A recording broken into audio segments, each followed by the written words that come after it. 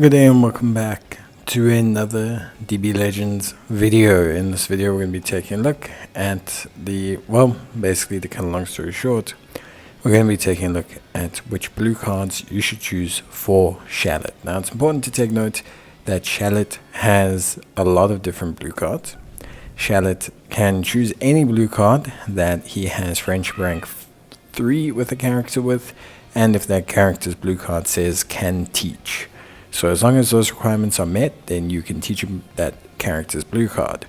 What's also important to take note of is that because Shallot can change his blue card, and because he can change his transformation, at times when he's relevant, when he's got good equips like now, it's actually great to use him in different roles to flesh out what you're missing on your team.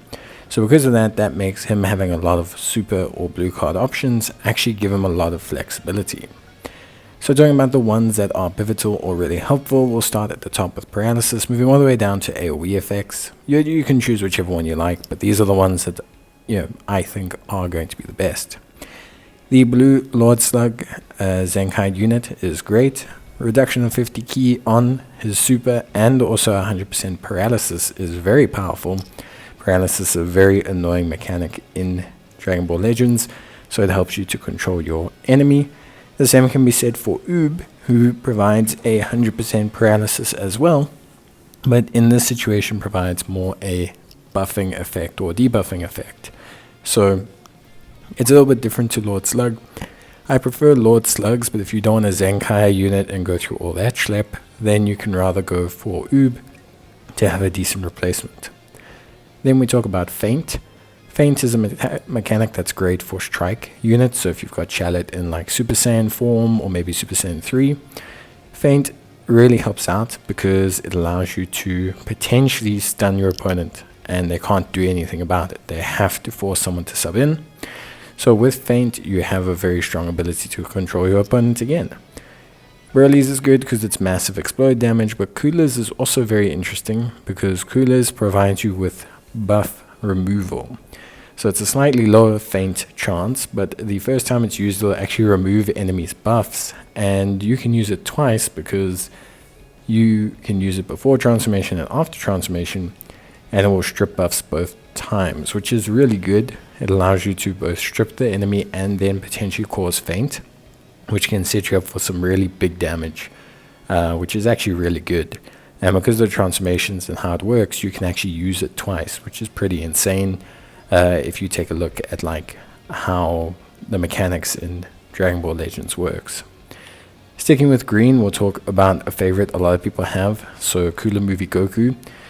He is a big time unit in terms of like blue cards, largely because of his 100% reduction to enemy sustained CUT effects. This is very big. It allows his special to do some pretty considerable damage. So it's one of those ones that's quite unique in this regard. Like very few cards do this. And basically what it does is it allows you to cause quite a lot of pretty unregulated, unmodified damage. Metal Cooler, the yellow extreme, is a great option. Major explode, impact damage, plus a debuff, plus, more importantly, endurance nullification is huge. It's probably one of the best ones. It's very popular right now. Endurance is very common. It's when characters revive from 0 HP, and having it on your special is huge for Shallot and just in general with a lot of units. It's very crucial. If you take a look at the Bardock, who's got probably I think the highest special modifier, so 75%, so very, very high, and it's pierce damage, so it's just a good like damage dealing alternative. It's a very unique card, but I think it's something that is really quite special and quite useful. So I 100% would suggest using it and basically pulling that one. Next we talk about green draw cards. Why this is so important is because if you look at Super Saiyan Shallot or just some Shallots in general, pulling green cards is very crucial for them because it allows them to pull a lot of blue specials or do certain things like cover nullification like Super Saiyan God Shallot.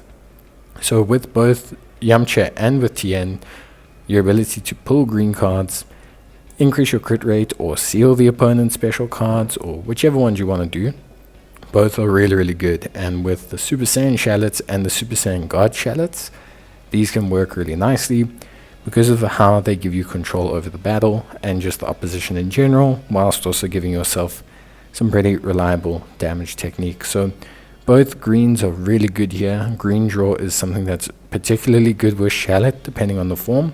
So if you're running Super Saiyan Shallot or Super Saiyan God Shallot, this works really nicely. And then finally we have AoE, which is with purple Legends Limited Rosé.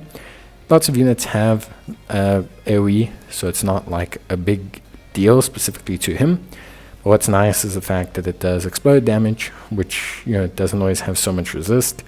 And then you also obviously have his type nullification. Not a huge deal with Shallot, but it does help. So yeah, that is it. Honestly, there's plenty of other options. So this is just to give you an idea of what to look for, some of the best case scenarios on what to use. And basically, if you're thinking of what, hey, I want to have 100% paralysis, then, this will help you to get there. Make sure that whichever you are using suits your Shallot form. So if you're running SS3, you don't need coolers because you already have endurance nullification. Make sure that you're using something else. Maybe Broly's because of the feint and the strike damage up. So just make sure you're adjusting per form and you'll be fine. That's it from me. Bye.